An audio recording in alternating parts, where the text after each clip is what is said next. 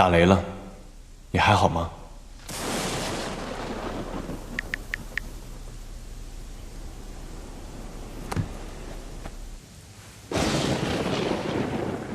今天怎么还不回来啊？果然还是在生气吗？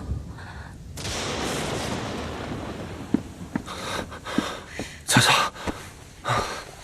害怕了吧？没事没事，有我在啊。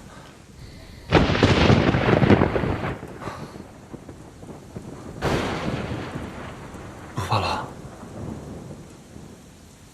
锦年，以前只要打雷，只要握住你的手，我就不会害怕。乔乔，早上的事儿，对不起。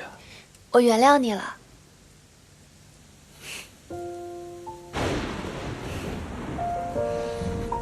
对了，这是珍惜早上给我的计划书，说是3盒的项目，你看要不要接？好，我看看。对了，你明天什么行程？明天，我想接相思出院。傻瓜，你这个时候就应该多给佳木一些机会嘛。也对，那我明天跟他联系。你说，我要不要告诉佳木相思假结婚的事情啊？可是，我又怕相思为难。我觉得你可以暗示他，至于能不能悟出来，就看他自己了。不愧是我的智囊老公。